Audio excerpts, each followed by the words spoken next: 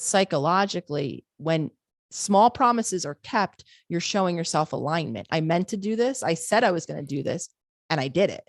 And the more consistently you affirm that, you do begin to feel confident. And then over time, you do begin to feel empowered, and you'll start to say to yourself, well, if I've done this and I now have this as a habit, what's stopping me from creating another one and another one and another one? And before you know it, you do begin to live into a future that's beginning to look very different from what those old habits and patterns had created.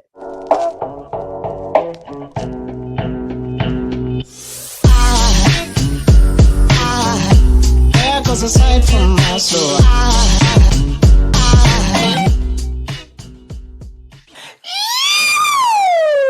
Welcome to the Inspired Evolution. It is such a treat. It is like a wholesome, holistic, gooey, yummy, absolute treat to be here today. We have with us Dr. Nicole LePera. Nicole, how are you?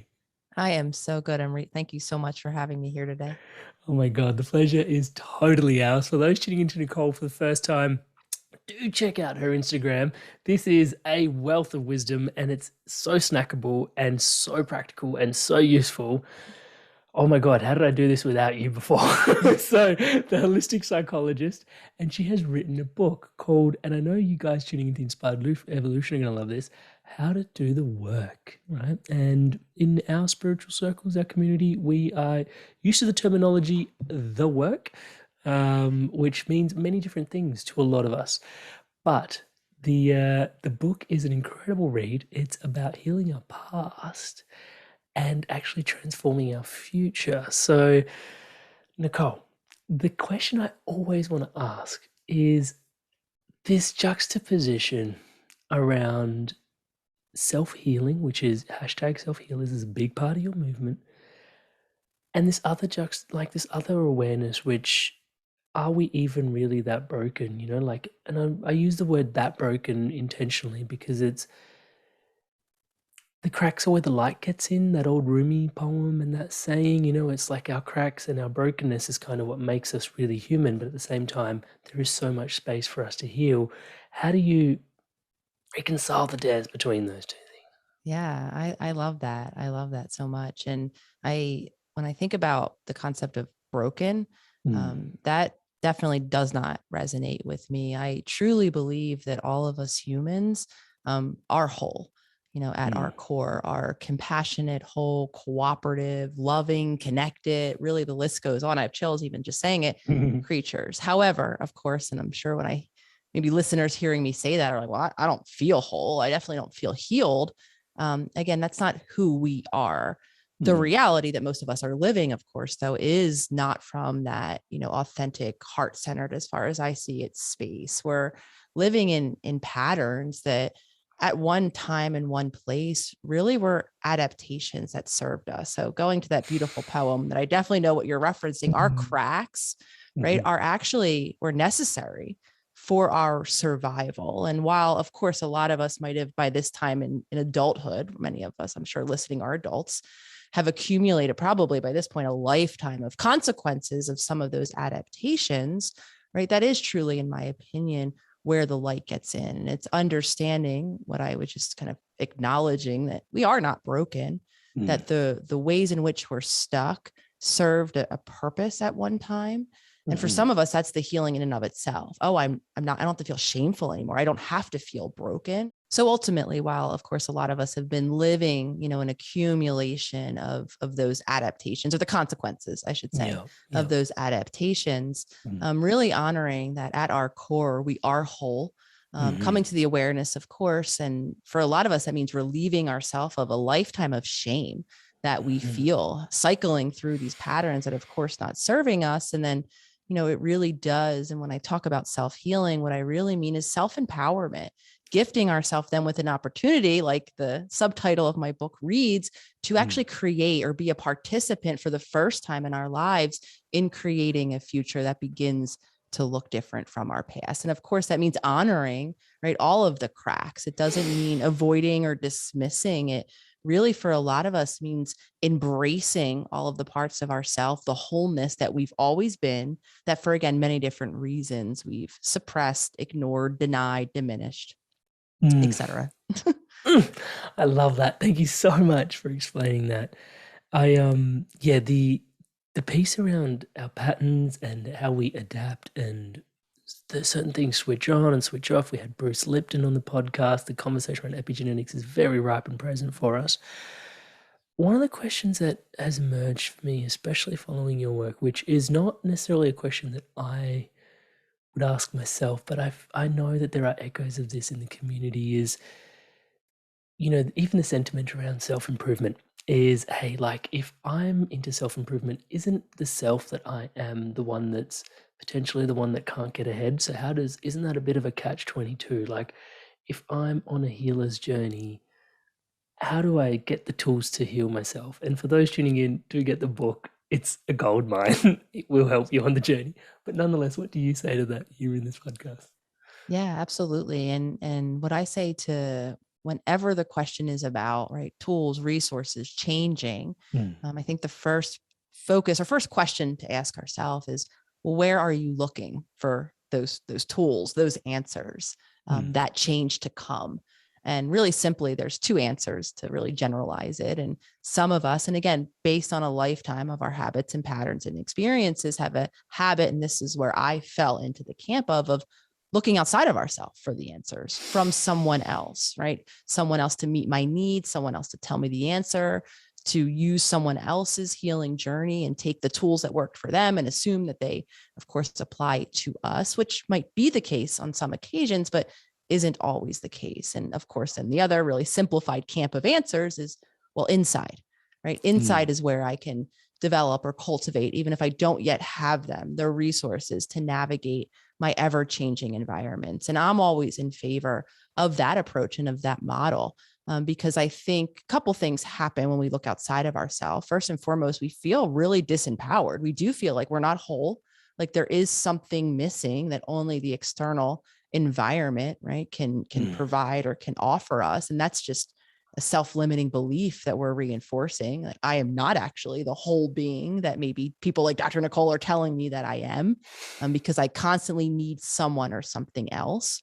And of course, this isn't to minimize the impact of our environments and our relationships in particular. I actually don't feel, or I don't think humans are separate from them at all. We are wired to connect not only with other humans, but with our environment. However, so the environment plays a role, of course, because I'm imagining listeners are thinking, are like, well, especially if I was in a violent or abusive environment. And of course, epigenetics really does honor the role the environment plays. However, what we're harnessing, right, with the work that I like to share is that we are a participant, right, in that environment. And while we are walking into the unknown day in and day out as humans, as much as we love to think we can predict the future, we don't actually know what's coming next for any of us. So that's, I think, the second limitation of looking outside of ourselves. What happens if, that guidance isn't there? What happens if that guidance doesn't map on to what my actual lived experiences of this next unknown moment are? Then what? So again, I'm in favor of cultivating and creating the resources inside of us so that we can continue to navigate the ever-changing environments that we can now also become a participant in through choice, right? We can make choices now based on what we know about ourselves and our past. I love that. And it strikes a deep chord with me, because I remember there's been many moments of, I don't think when we talk about healing, it's it's a journey. Yes. I'm sure you can relate. It's not the light turns on, the light turns off. It's like, I wish it was binary, but maybe I don't. Maybe that's what we signed up for, God knows. But but there's this I remember distinctly this clear pattern that I had, and you mentioned in your work archetypes, and I distinctly remember and sometimes I chide and I just put it down to me being Indian and growing up in like this culture where in India everybody has a guru, and there's someone that will show you and light your way for you.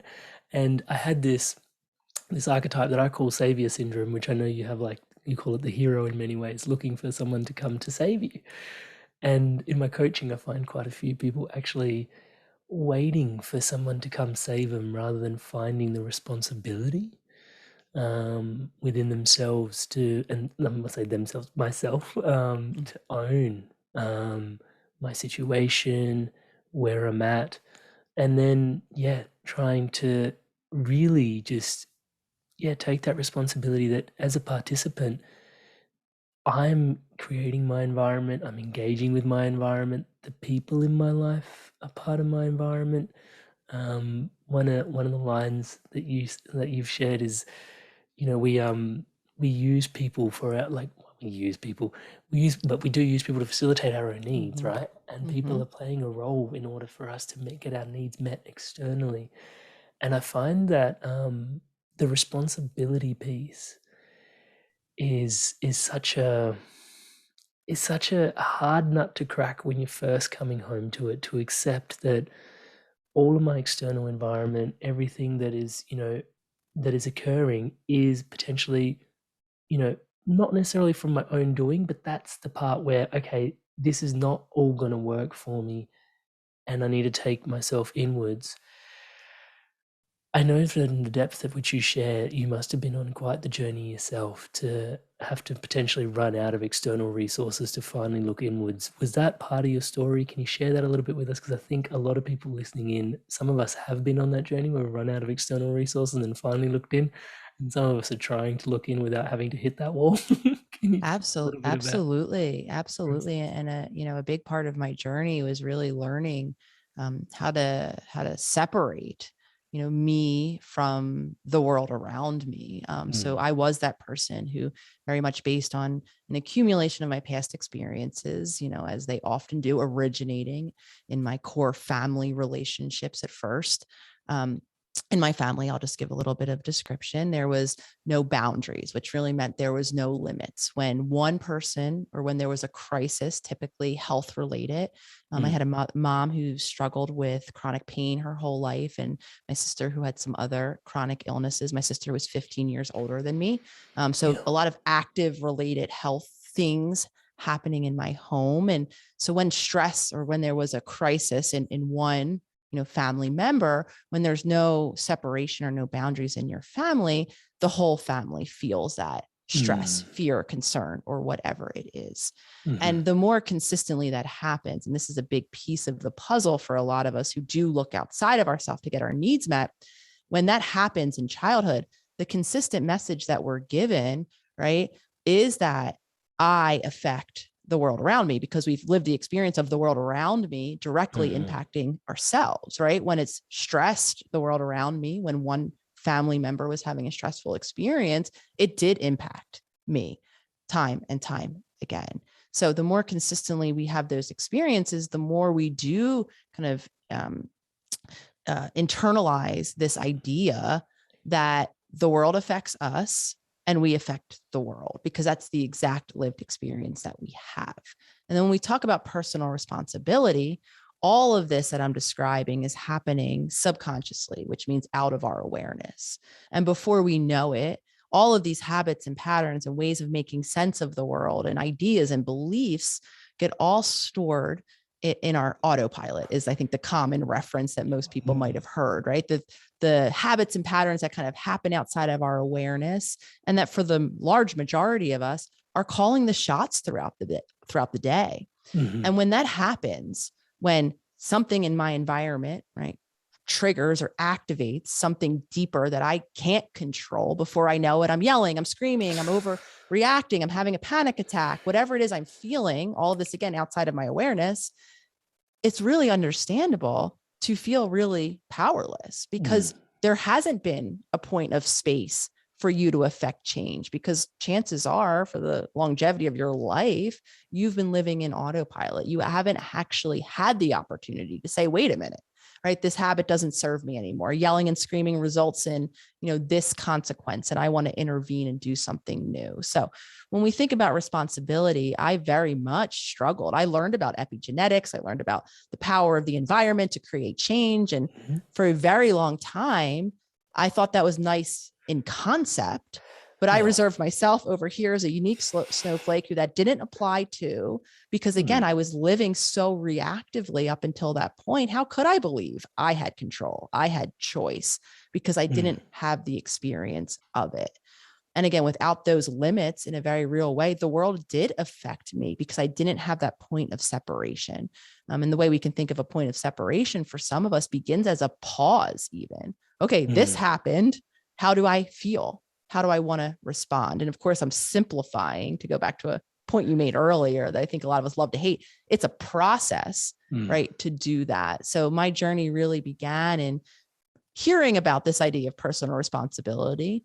Again, so caught up in my old belief that no, this environment really does have an impact. If I don't have a supportive partner, of course I don't feel supportive, not realizing that the partner I picked, the way I'm engaging with this partner, am I even asking or letting this person know I need support? Am I open to receiving support? All of that was playing a role, right, in me assessing that they're not supportive. But what it looked like for me for decades was, you're the problem. This environment's the problem. When I get out of this situation, I'll be peaceful because I won't be stressed anymore, because school is, of course, stressful, right? All of this litany of outside reasons. And very gradually over time, I began to see, through practicing consciousness, through learning how to be present to that old autopilot that for me was causing a lifetime of reactivity, to being able to expand that presence in real time, to actually now have the opportunity to make that choice that was very hypothetical at first. And then once, of course, we begin to make new choices,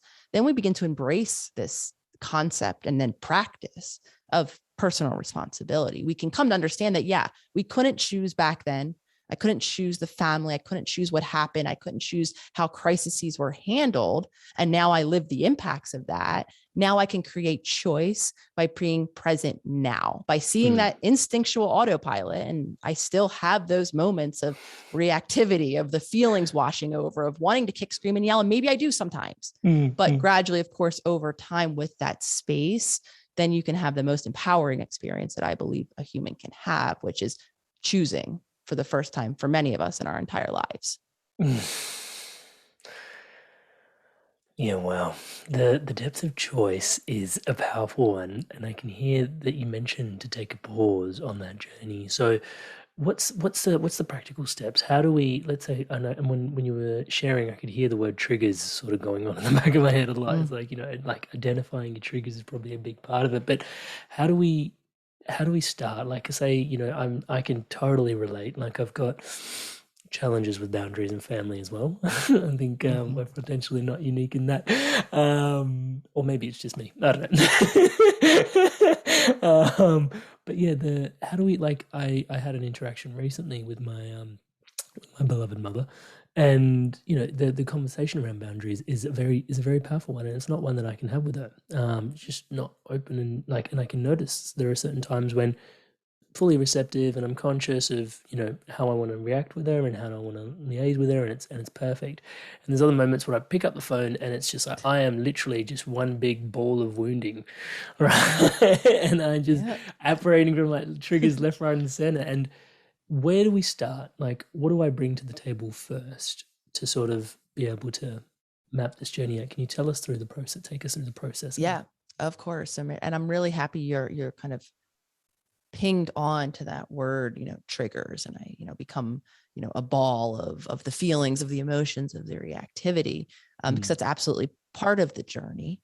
Before, though, I think we get to that space of being able to, in real time, right, become the observer of our triggers and, feeling all of these emotions in our body as they're mapping on, and then, making a different choice, remaining responsive in that moment to get there. And I think it's really common. And I do hear a lot of people like, well, I obviously need to work on my triggers. Let's just get right to it. To get there, in my opinion, at least, we have to teach our mind, our brain, how to function more consistently in a conscious state. And what that looks like for most of us, and I give a tip because I have the idea by now, most of us are carrying around a piece of technology in our pockets of a cell phone nature of sorts. And the suggestion I like to give to do your own, what I call a consciousness check-in, right? Here you hear me talking about this autopilot where all these habits and patterns live. And the only way you're going to be able to, right, create change or choice is through separating yourself or learning how to create that space. So how do I do that? You first have to see and witness and know what it feels like to be conscious as opposed to being in that autopilot state. Chances are the large majority of people listening are living the majority of their day from that autopilot. And I know that when members first join my global membership community, the Self-Healers Circle, it's a self-led membership. So upon entry, you have access to all of these different courses, as we call them, with different tools around the journey. And of course, there's one around, unpacking your triggers and all of that. The suggestion I give every member, we give every member upon enrolling, because they can kind of design their own pathway through the content. I first suggest you sit in the course or experience the course of consciousness, because until we know how it is to be conscious, all of these other tools are going to go out the window the second my body gets activated into that reaction, because that's one of the core major ways that we get pulled back into that autopilot when we have something really big and really emotional happen to us. So to be conscious, I suggest setting an alarm for sometime during your waking day. So if you typically get up at 9 a.m. and you go to bed at 10 p.m., right? Sometime during those waking hours, set an alarm for maybe just one time to go off. And when that alarm goes off, it's going to be a 2-part practice. The first part, when that alarm goes off, my alarm's going off. I want you to simply notice, where was your attention? What were you doing? What were you paying attention to when that alarm went off? Were you fully, immersed or having the experience of what you were doing? So if you were doing work, were you really paying attention to the work that you were doing? Or maybe you were having a conversation with a loved one. Were you really fully present in that conversation or doing the chore that you were doing? Or was your attention in some other time or place? And really common locations are, oh yeah, I was thinking about this argument I had this morning with my partner, and it was really upsetting me, or I was worrying about this podcast I have coming up, and what am I going to say? And chances are what you'll notice when that alarm goes off is that you weren't fully conscious, because that's what consciousness means. Are you fully present to the moment? Are you having a conscious experience, which includes, are you in a body that's also having the experience of this moment? Are you attuned to how is your body experiencing this moment? We always have sensations that are going through us. We have senses that allow us to interact with our environment. So are you fully inhabiting that body? And like I said, fully having that conversation, paying attention to only that, or the work or the chore, or is your attention somewhere else? And of course, if you answer the latter, now this is a great moment to begin to exercise changing the way your brain is firing by practicing an actual check-in, by either using the body that you're in through grounding. Can you just focus your attention on how it feels? Chances are you're sitting, you're standing, your body is being supported some way, somehow, right? Can you turn your attention to how it feels to have your body supported in this moment? Another hook for your attention is your breath. We're always breathing. In that moment, when that alarm goes off, instead of thinking about that argument, can you turn your full attention and just spend a moment or two with your body as it breathes, paying attention to that? Or again, your senses. Is there something in the room that you can see, touch, taste, smell that can help activate that consciousness? And now that is the embodiment practice of being conscious. Now, of course, like that light switch that we all wish for a minute, right? If I just do that once, I'm conscious now, right? No, right? However, the more consistently we practice that, because I was very intentional. I said, we're going to fire our brain in a new way, because that's literally what we're doing. We're now going from all of that emotional hardware of our autopilot, just to use that analogy or continue with that, to the actual consciousness part of our brain that's very powerful, that allows us to create, to be connected to our intuition, to create a future, again, that's different from our past. So that's the embodiment practice of consciousness. And of course, the more consistently you teach your brain how to inhabit that space, now over time, you can learn how to consciously observe yourself throughout the day, see the endless narrative, see those points of activation, come to the awareness that, oh yes, every time someone says something like this, I hear this in my mind, I feel this in my body. And before you know it, I'm screaming and yelling. And then gradually, again, over time, there becomes that space we're talking about. You can live in the conscious awareness of all of that happening, right? We're co-experiencing that with our mind and our body. Yet again, we can still make a different choice. So then we can begin to explore our triggers, understand them, and more importantly, create space for that new response. I love that. The awareness, and I love the trigger of the consciousness check-in, because it gives you that space to take a moment to pause, breathe, evaluate. Yes. And like you said, the breath, and I've followed your journey for a minute. So yeah, the breath is a big part of your work. And I found myself even, it's like you start, well, for me, I'll speak to my piece. Like I felt I had these patterns where I would hold my breath when I was stressed. Mm-hmm. Yes. And I just kind of knew that I did that, but I didn't identify or put into words that I did that until you were like, I heard you say, yeah. And I would go into these patterns where I would just hold my breath, because I was like, and it was so chest, but it was like, I just stopped breathing. And I was like, oh crap, I think I do that too. Yeah. And just learning to allow yourself to breathe deeper and come back. Because yeah, with all my work with Eckhart Tolle, it's like, it's incredible when you ask him questions, because he just brings you back into the present moment every single time. And it's like, there you go again, come back, there you go again. It's like, stop asking questions almost, just be here with me. Which is a bit painful, I have to admit, after a while. It's like, oh my God, I'm just, my head. But yeah, the breath being the anchor to the present moment, such a gift for awareness. Now, the question I've got for you, you mentioned body, you mentioned coming back and having these choices. So these triggers, our traumas, how do I really ask this question? Do they live in our head? Do they live in our mind? Do they live in our body? Like, can you unpack this for us, please, Nicole? Of course. And I'm really happy that you're asking this actually on the heels of talking about breath and body. So, to clarify, anyone listening, why do I go on and on about the breath and the body in general, and even maybe more globally? Why do I call myself the holistic psychologist now, after coming right through a very traditional training program? And that's because, so what holistic means to me, and goes back beautifully to the intro question here, which is really honoring the wholeness of our being, that we are this consciousness, this essence, this soul, this spirit, this undescribable thing that makes each of us the unique being that we are, that is in interaction with the physical body that we're all living in while we are here upon this earth. And then, of course, we do have this very powerful piece of equipment called a brain. And the mind is all of the cognitive functionings of that brain. And for a very long time in my field, we kind of like chopped us into two. And I became trained as the doctor of the mind, right? With this idea. Yes. Which, I mean, it obviously honored the incredible power that does live in all of our brains, or that we have access to.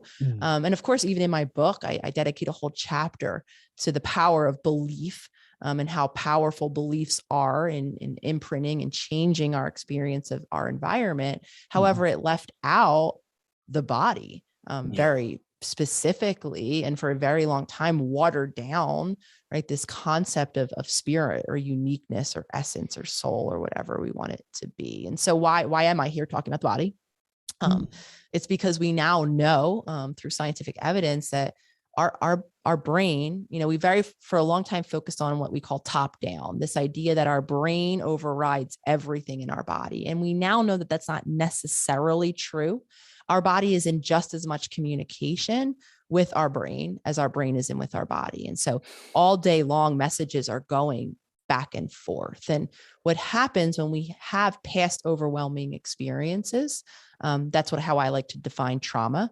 The more consistently our mind body was overwhelmed in childhood. So this extends the definition, which was once only applied to the event, with this idea that an event had a cross a threshold of impact. And usually the events that we categorize were severe abuse or neglect. And if that particular type of event happened to you, we would acknowledge that you've experienced trauma. And even into the 90s, we became to realize that trauma experienced in a past time in childhood does carry impact, not only emotionally, but physically throughout a whole life. However, that was leaving out myself, as well as a whole other population of individuals who didn't check the boxes of having had that particular event happen. However, other events that consistently happened left the mind-body system, the young child, right, in a state of overwhelm. Almost like a slow burn. Exactly. Trauma happens when our nervous system is overwhelmed. And for those of us who didn't have a parent who was attuned, which simply meant that they could sense when we had a need or when we were overwhelmed and we needed assistance, because all of us in childhood are dependent on someone else. All of our nervous systems are still developing and need a healthy nervous system or a safe, balanced nervous system to co-regulate with or to help us become safe and balanced ourselves. And again, when we don't have that, as I didn't, having a family, again, just to use my example, because I think this might illustrate it with some people, in constant crisis mode or fight or flight mode, emotional needs were right out the window, despite very well-intentioned. My parents very much were, consciously wanting to quote unquote, love us and support us emotionally.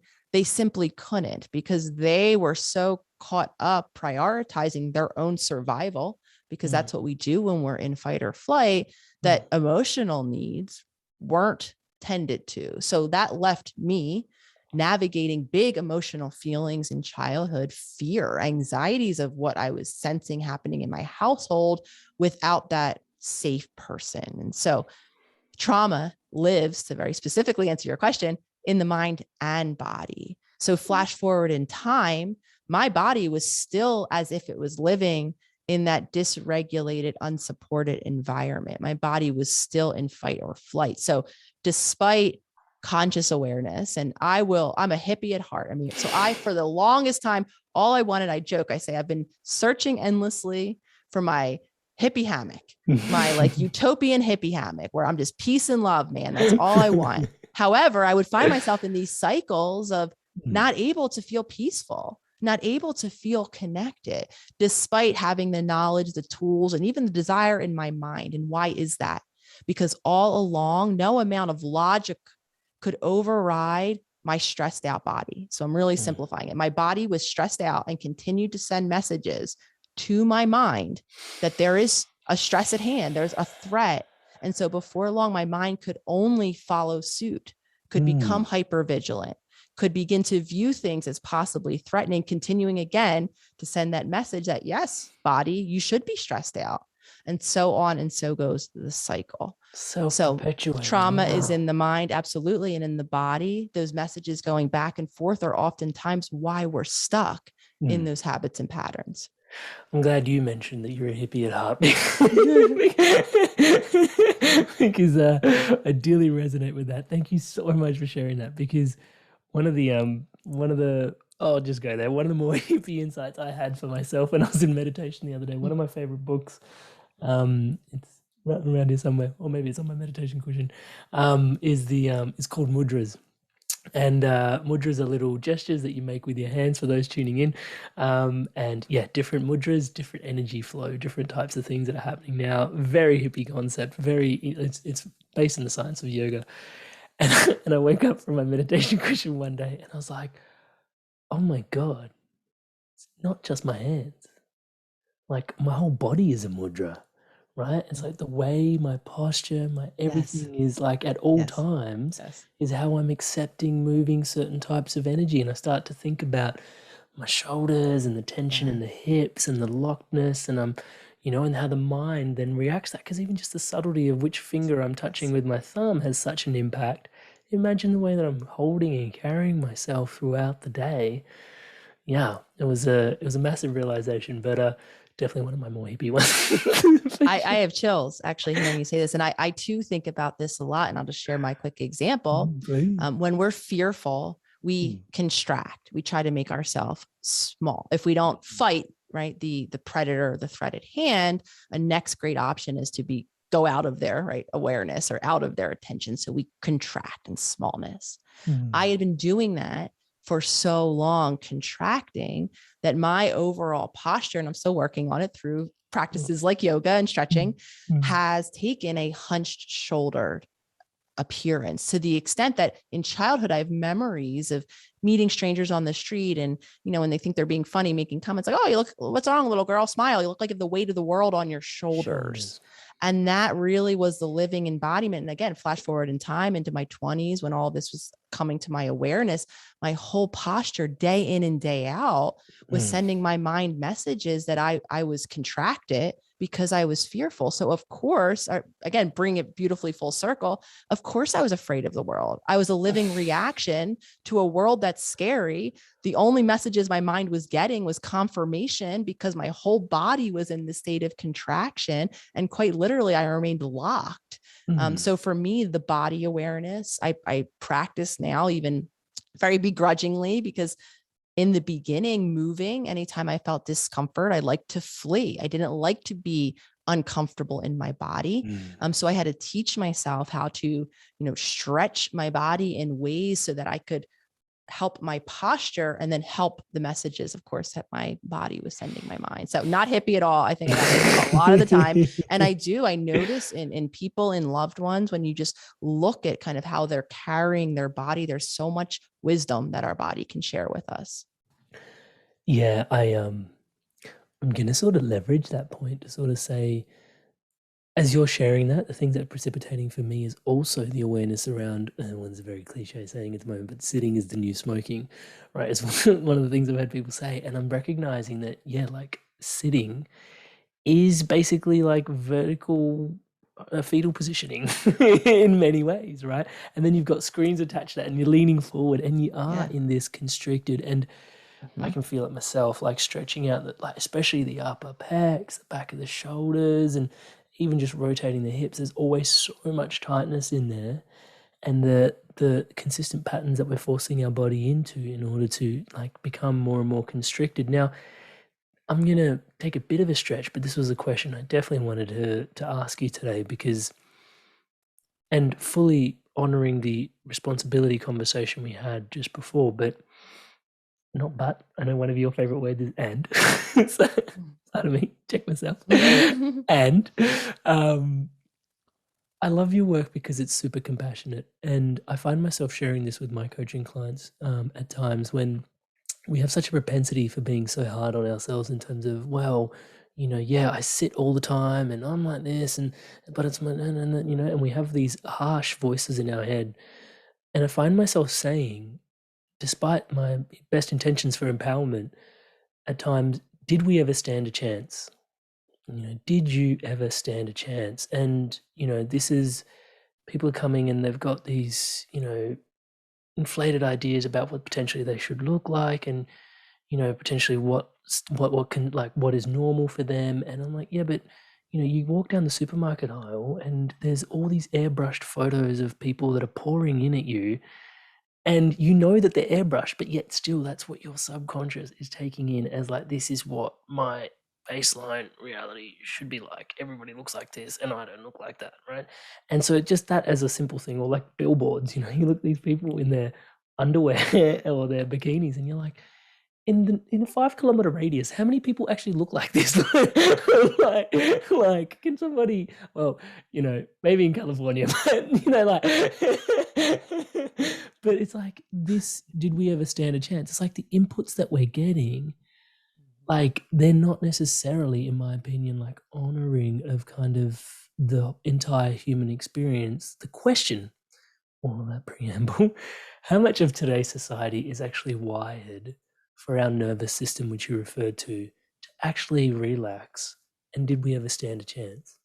Yeah, I think that there's a lot of aspects of our evolution into the societies that most of us are living in now that are, taking us out of alignment with our natural way of being. I mean, before we even get to the content and the images, right, that we're consuming that are now ever available literally at any time of the day or night immediately.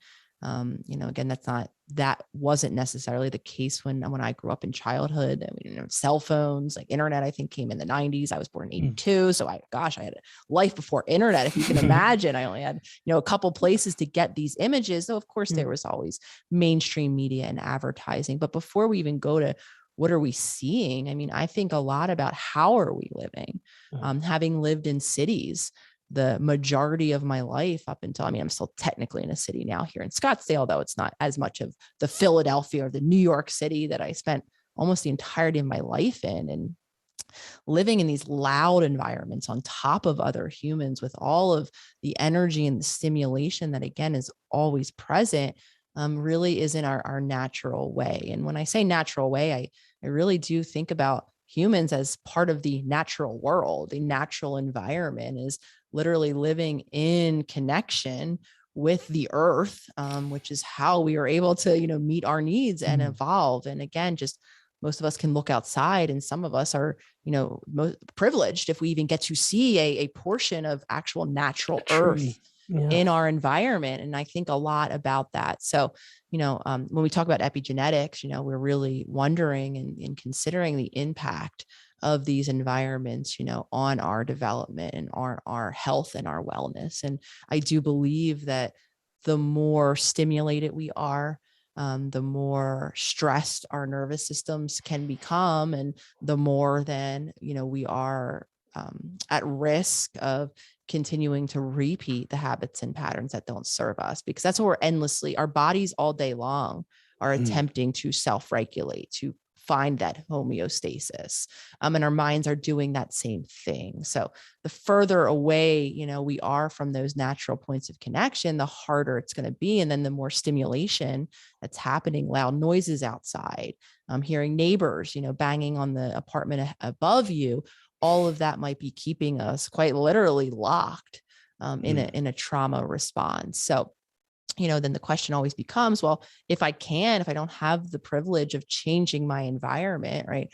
What do I do? How can I be a human, right? Living in some of these more unnatural environments. And, can I find peace and regulation in moments? Can I make conscious intent? Can I make and keep and set conscious intentions to find these moments of reconnection, to find the natural space around you, or to find the practices within your day to create peace in your nervous system? And while I understand, obviously, it's much more complicated when they're not as accessible and when our environment around us is overstimulating. And of course, we have to honor that not all of us can change those environments, which is why from the moment I created the Holistic Psychologist account on Instagram, one of my commitments to the collective is to always make sure that there are, we have the Instagram and the YouTube now and a podcast, that there are access points for at least this information, right? And for these tools, and giving people the opportunity to practice some of this nervous system regulation, regardless, for free, of course, accessible, regardless of where you are. Because I do know that for a lot of people, and, really honoring the globalness of our community there, that for a lot of, I didn't know this information until I happened upon it through the internet on my own, through research, not through school. And so I know that there are a lot of people living in regions where these conversations aren't being had, where there still very much is stigma about talking about healing and emotional pain. So if those humans can come across these resources or connect with communities like the self-healers, for a lot of people, that becomes, right, the doorway that can crack itself open to lead them to find, right, the peace within. I deeply resonate with what you're sharing. My PhD was on vertical gardens on high-rise buildings in the urban environment. And when I was studying it and researching and sharing with the world, it was all about, oh yeah, the pollution. Like, it's just so good for the pollution, right? But my deep-seated secret was I struggled with depression for 6 years, and green spaces and like what they do for your psychology. Yes. Man, like the fact that it was, less than like a few hundred years ago, there was just so much more green space around you all the time, and what your mind responded to that. And when you look out, it's just gray when you're in a city, man. Like, and then that bleeds back to the world that we live in. Is it engineered to support our nervous system? And I love what you're saying in terms of finding and just prioritizing is what I heard you say. Just prioritizing yourself in a moment to sort of decompress. I always fantasized about, the Japanese have this beautiful practice around forest bathing, which is they just go hang out in the forest, and it's like, well, what are you doing there? I'm just bathing in the forest. And I was like, yeah, well, you take a bath every now and then. Why don't you just go bath in the forest? Like, yeah, I found that very, very romantic. Now, to sort of switch up gears, but not really, dude. This is, let's just go all the way down. This piece around reparenting, man, like, oh my God. Why am I being so begrudging? Something to look at there for myself. Yeah, the emotional childhood traumas. And I'm going to start by saying there's always been pockets of work in there for me. I've never really looked at it as reparenting until I came across your book. It came for me at a really amazing time, and that always blows me away, just on that hippie frequency for a sec, how these sort of podcasts land at just the right time for me to pick up just what I need. And it's like, all right, universe, is this my little trippy dippy adventure? Like, choose your own, goosebumps, go flip to this page. Anyway, because we've got a little 9-month-old that, I was sharing with you before, and I can like, I think potentially some of it's got to do with the sleep deprivation for sure. Like, when you're tired, like, your stuff, there's no gate against your stuff anymore. The gate has been eroded, which is your resilience, and then it's just like your stuff's just like popping out everywhere, and you're like, whoa. And it's a real opportunity to have a look. I've found, for me personally, have a look inside and see what's actually going on, and the patterns are just that much more readily. I'm living them out. And the harrowing part of that is, A, I can see it and my resilience is down, and B, I have the perfect, I don't want to say excuse or reason, but fundamentally, yes, to not want to perpetuate those patterns and models, because I know that he's not going to pick up on anything that I say. He's going to pick up on exactly what I do, right? Yes. And I'm learning that, like, wow, like, my stress responses are not supportive of the environment that I create around. Like, I'm walking around, like, I'll finish a whole bunch of meetings and I walk into my living room because I work from home, jacked, like, literally I can feel myself jacked, and I'm like concerned, and he's right there just soaking in this behavior. And I was like, the opportunity for me to drop my stuff is so readily available. And now I have even more of an impetus to learn how to do that, because it's not just me that I'm impacting, but this beautiful little soul, right? Touch wood. And so in that, this whole journey around, okay, how do I want to be as a parent, became like this external thing, which was like, okay, how do I really want to be as a parent? Which was fine. Like, I was like, okay, yeah, that's a good question, Amrit. Like, you're moving into dad mode. It's a total rite of passage, yeah? And then reading your book, and it was like, oh, dude, it's actually about you parenting yourself. And it was like this real, like, harrowing kind of, oh, but it's so easy to just, what do I want to do for him? And it was like, nah, dude, you got to look at your own. You need reparenting.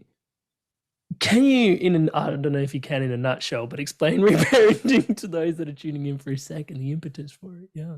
Absolutely. And I want to first honor you, Amrit, for the embracing the reality, because I get asked all different types of parenting questions from parents. And, I always feel the bearer of bad news when my response back is always not, I don't imagine what they're wanting to hear, which is, what do I say? What do I do? What's the script, right? How do I intervene? And I do give some response back, which is more modeling a different behavior, turning that focus point, because, to speak to your beautifully made point, children are much more impacted by what they see and experience in relationship or in environment with us, as opposed to what we say or do, or, especially because oftentimes those statements are delivered right at a calm time and a place. And the moments that I think really impact us are when we're not calm, when we are reactive. And now we're really getting into the space of what I mean when I talk about and honor the fact that all of us, even into our later adult years, have an inner child space in our subconscious mind. We have a space that, has stored not only the habitual ways that being learned how to meet their core needs, because a lot of learning is happening in childhood. We, again, like I mentioned earlier, we are dependent. We can't even continue our survival on our own. We need a caregiver of sorts to keep us physically alive.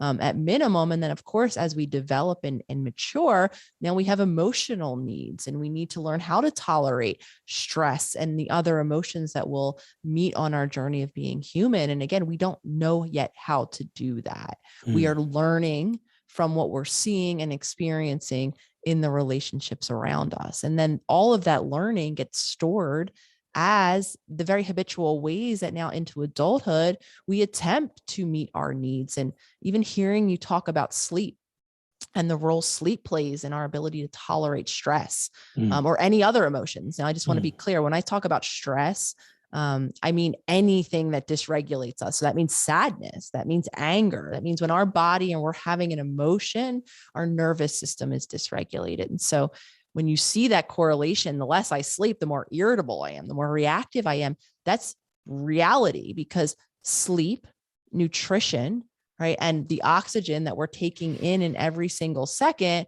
are actually what determines the health or lack thereof of our nervous system. Our nervous system is, just to be clear, part of our body, and those are our body's core needs. So when we're not sleeping, when we're not giving our body the nutrients that it needs, when we're holding our breath or we're not breathing deeply and evenly, right, our nervous system isn't getting what it needs to be balanced. So it is then very likely that you are, and I will be the second person to admit, yeah, I get really reactive. I get irritable. Don't I know all of those right old now? patterns come careening to the surface, right? Yeah. When I too am not sleeping, or if I'm not eating well, or for me, it really does also map onto how consistently I'm moving my body. The less consistently I'm moving my body, the more for me, those energies begin to pile up and agitate me. And then that triggers my reactivity.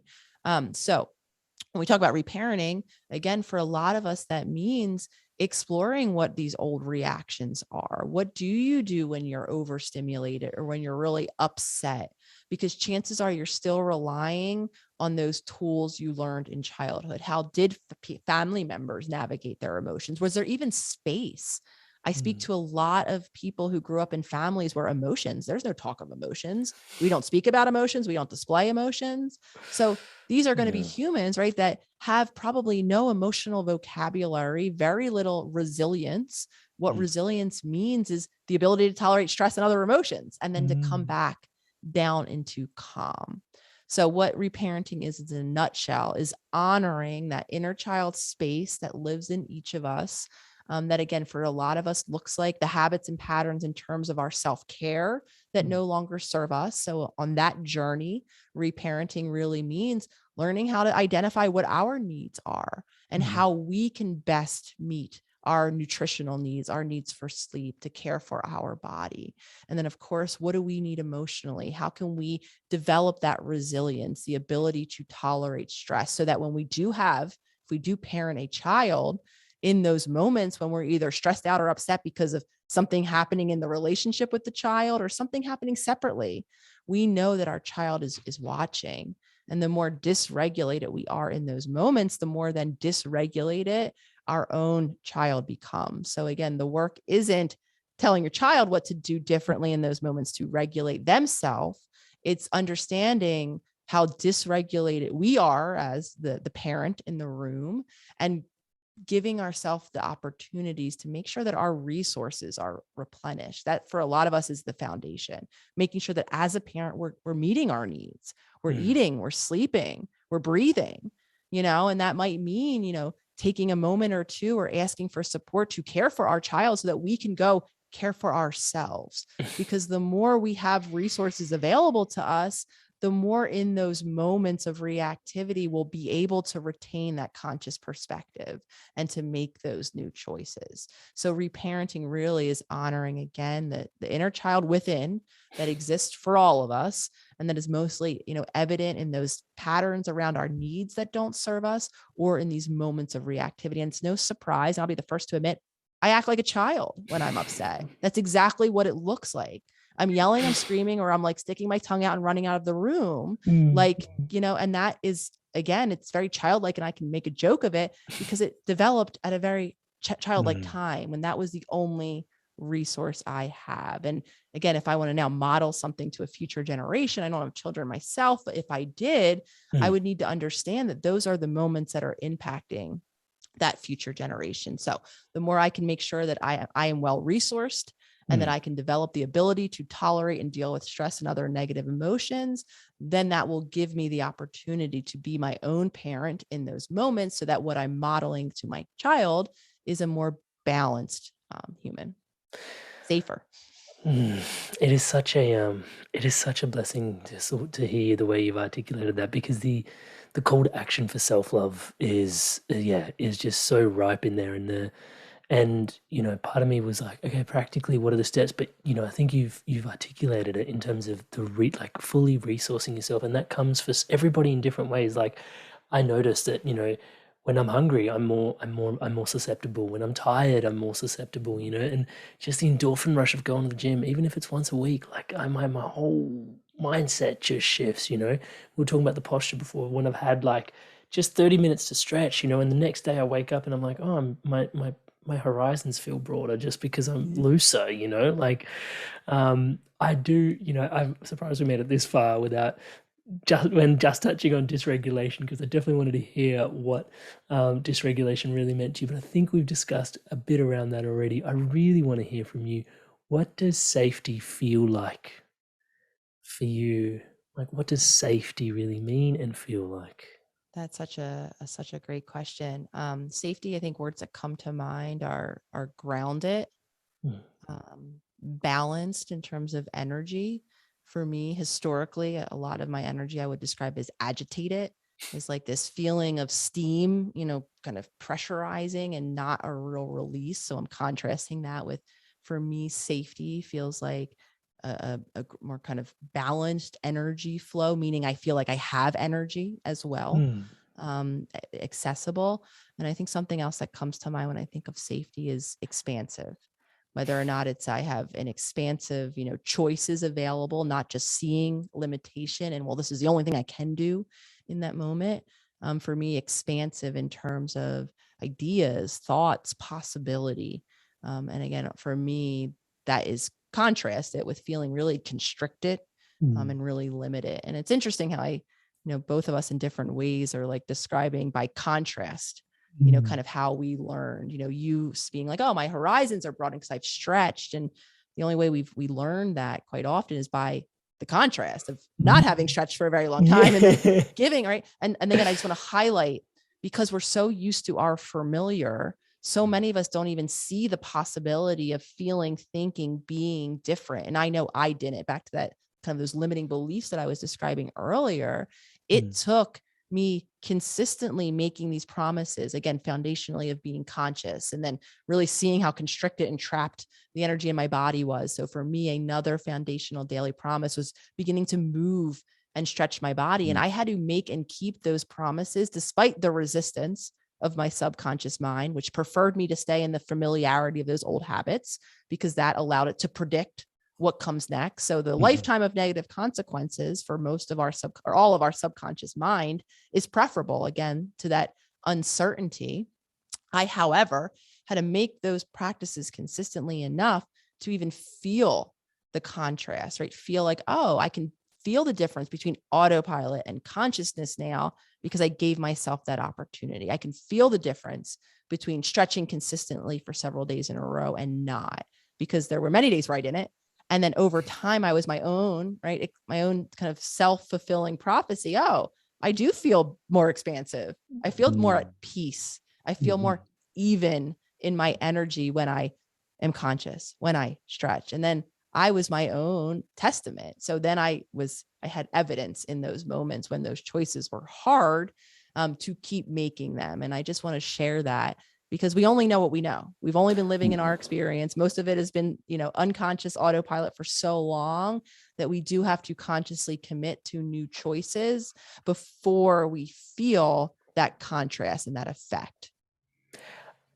Tell us a little bit about those contracts that you make with yourself, because I will be the first to say, and I've definitely had my own nights where I've gone out binge drinking, and we won't talk too much about those nights, probably because I don't remember too many of them. No, but this is way back when. But anyway, it was only like years ago, but still too recent in recent history to care to admit.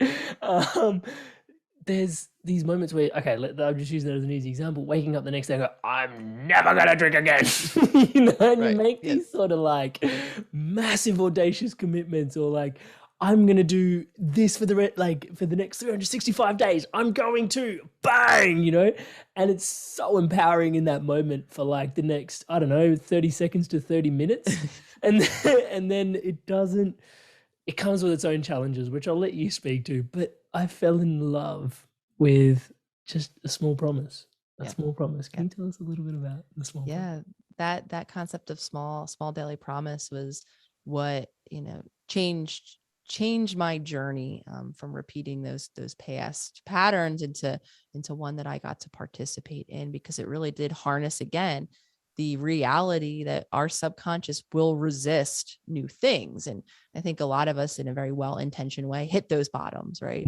As we're woken up hungover the next day, or we just got into a terrible argument and said really mean things. And so we're never going to do these things again. And usually what then follows is a to-do list of several things now that will change, or will go to an extreme, will stop entirely and never do again. And when we're moving in that extreme way, again, we're reminding ourselves that our nervous system is going to be along for the ride of changing, and that it doesn't actually prefer something new, because again, it could perceive threat in the unfamiliarity of it.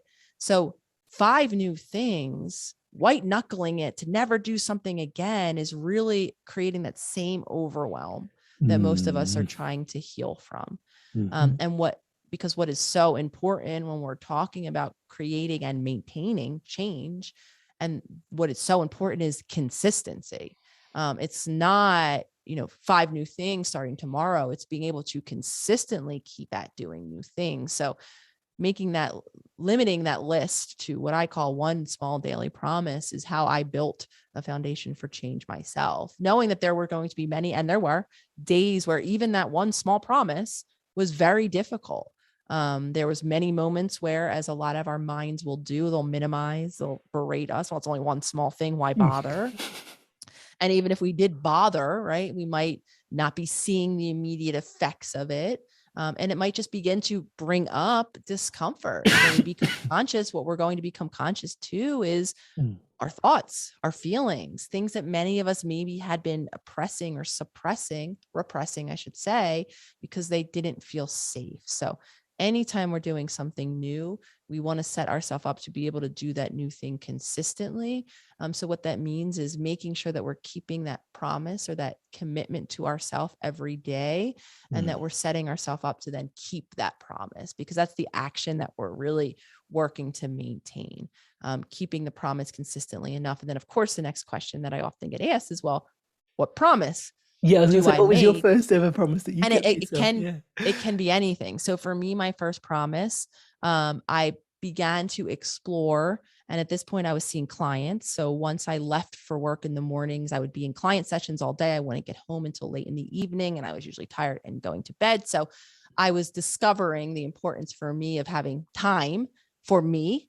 And so mornings became kind of the point in my day where I thought, okay, if I carve out a little space in terms of minutes in my morning to set myself up to do one thing for myself in the morning time, that will make sure that I have at least taken or met one of my needs before I then focused on everyone else for the rest of the day. So what that looked like, it was my very long-winded way of saying, because there's a lot of steps to this, that meant then I had to start waking up earlier, right? Because I woke up 15 minutes before I had to leave, because I was streamlined. I got myself dressed, ready, out the door, got my coffee, and I was off to work. So my first small promise was not actually even waking up earlier. It was going to bed earlier. So I kind of backtracked my way into, okay, if I now know sleep is important, I now know I need to get at least 8 hours of sleep at night, and I now know that I want to wake up at, say 5 a.m. in the morning before my day starts. That means I have to go to, right. So I started to like kind of backtrack my way into what's the choice I have to make. So for me, it was going to bed an hour earlier. And then I kept that commitment, that translated to me setting an alarm the next morning and waking myself up regardless of how tired I was. And then in that morning space, I began a journaling practice. So it was kind of a stacked model. And I wanted to illustrate that again. I didn't say, I knew a lot of things had to change, from the way I ate to the way I slept to the way I dealt with my stress.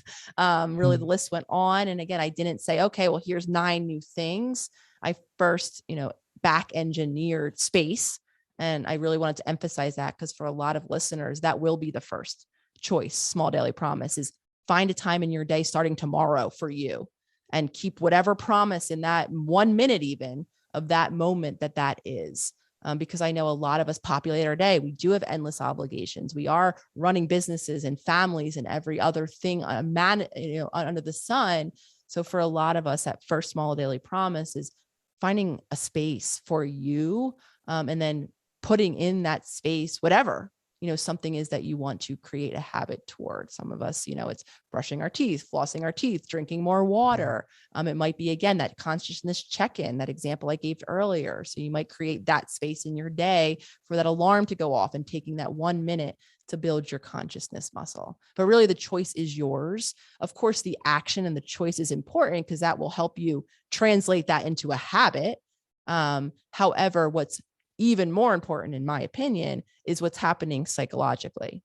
Because for all of us who have set those million promises that I'm never going to do it again, before long, that resistance pulls me right back into those habits and patterns. It will help us to feel more confident, more empowered. It'll reverse what I call that pattern of betraying ourselves, not keeping our intentions or our promises. Because psychologically, when small promises are kept, you're showing yourself alignment. I meant to do this. I said I was going to do this, and I did it. And the more consistently you affirm that, you do begin to feel confident. And then over time, you do begin to feel empowered, and you'll start to say to yourself, well, if I've done this and I now have this as a habit, what's stopping me from creating another one and another one and another one? And before you know it, you do begin to live into a future that's beginning to look very different from what those old habits and patterns had created. You mentioned the future there, future self journaling. You mentioned, can you tell us a little bit about this practice? Yes, it's kind of cool. Yeah, I'm happy you asked. That was the journaling practice that then I created for myself, not being someone who has had a kind of history of journaling, and never That's really the part I related journaled. to most. Never really journaled my thoughts or my feelings, and all of this, when you know my story, is all very understandable why I didn't, because I avoided them, so I didn't journal them. However, I was thinking about, again, the subconscious, how powerful it is. Really doing a lot of reading on neuroplasticity, our brain's ability to change, the fact that our brain can't tell the difference between imagined thoughts or scenarios or affirmations and real ones, because our brain treats them as the same. So I began to experiment with a way to kind of merge this concept of creating change through neuroplasticity in a journaling practice into a daily journaling practice that then I could create and maintain. And what I came up with, and these are free journaling prompts. Anyone who is interested can sign up for the email list on my website, theholisticspsychologist.com. And a new expanded version will get sent to your inbox. And what this practice really is again, identifying a small daily promise or an intention that you would like to keep for yourself. And then the first commitment you'll keep is every morning or night or somewhere in your day where you have time to take out a journal or a piece of paper, or even use the printout of prompts that will come to your email address. And you're going to set the intention of doing that new thing throughout your day. So in the beginning, and still to this day, as part of my daily future self journaling, I remind myself to this day that I'm a conscious being who shows up and makes choices throughout my day. So the action of writing that intention somewhere in your day has multiple benefits. The first is, for a lot of us, that's our reminder. That autopilot is so strong. If you wake up tomorrow after even hearing this, illuminating podcast, perhaps, and then you're going to do all these new things, your autopilot's waiting for you tomorrow. The momentum, so the propensity. Before you know it, it might be the end of the day. You're going to bed. And you're like, oh, right, that thing I was going to do. And then again, that happens the following day. So in the most simple way, the act of writing down that new intention for a lot of us in that journal is our reminder to then keep that promise throughout our day. I also suggest when writing that intention that you do so in the present tense, as if you already did it. I will consciously check in with myself today by tuning into how I'm breathing, and I will, be awaken my consciousness, or however. And again, the prompts will take you all through this practice. However, when you're writing that as if it already is true, now in that action of writing, you already affirmed and you're beginning to lay down a new neural network of it, the reality that that thing has happened, even though you're only imagining it to be. And of course, you can use this practice. So the prompts that I provide, you can use this along your journey through for whatever promise that you're building into your day to day. And like I said, I still use this. Of course, it's evolved and changed a bit, the different areas that I work on. I do suggest you make and keep that same daily promise for at least 30 days, or until you begin to see yourself integrating, keeping the promise, of course, because it's not a magic journal. What I do want to kind of affirm at the end, while the journal for me has allowed me to create magic in my life by reminding me of this new intention of setting my brain up to succeed in helping me keep it during my day, it is really the act of keeping it, of embodying that choice, that intention that you're making in the morning or afternoon or evening, somewhere throughout your day, because that's where the change happens. And that's where the transformation happens. I can see you placing those prompts to ping the two nodes in our brain and the process of myelination, everything over the course of 30 days, just building that super highway so that transformation can occur. I love that. Before I let you go, Nicole, the Self-Healers Circle, there is so much in there, your book and the work as the holistic psychologist. I'm inspired to tune into potentially discussing the future, what your vision is for an inspired evolution for tomorrow. What do you see? I love this. My goal and my time here, while I have it left, will be spent, I think, working us, helping us evolve into that. I think what an inspired evolution looks like for all of us is a return to our wholeness. I believe it is our heart space, that allows us to be the compassionate, cooperative, loving creatures that I truly believe every human is at our core. And I think what the evolution looks like is us peeling back all of these layers of conditioning and adaptation, of safety-seeking behaviors, so that we can more and more reconnect with that core loving creature of who we are, and live into then a future where globally we are, as opposed to feeling separate and different and in conflict with each other, that we're actually able to celebrate and honor our oneness and our universalness of being, that I do think unites us all as humanity. And I'm here for it. And that's, again, why I show up each and every day, and why I'm so impassioned about speaking about this holistic model of wellness, because I believe that is what ushers in our evolution as a species. Yeah. Oh, Sister Bear, thank you so much for sharing yourself so abundantly here with us today. I'm just going to go there and say courageously as well. Like, there is just so much vulnerability and openness in everything that you share. And even, guys, please do, if you do the very least, please do go check out the Instagram account. And I don't just say that because I know it's like Instagram, but legit, like when you go there, I was watching, one of my favorite videos is you role playing, like even just your parent rocking up to your house without having announced to you that they're on their way, and just how to have that conversation. It's like, hey, right now I just need a sec for me, and it's like, I'm your parent, I birthed you. What do you mean entitled to you time in the face of me? And you're like, actually, yeah, and it's like this. Yes. And there's these, and like they're like super snackable, but super, super, super practical, healthy ways to set boundaries, having those difficult conversations, so many beautiful insights. Please do go check it out. And Sister Bear, I just really want to thank you for the work that you're doing in the world, the space that you're holding, for everybody to be able to look at their stuff and hold space for themselves. I really, truly appreciate that.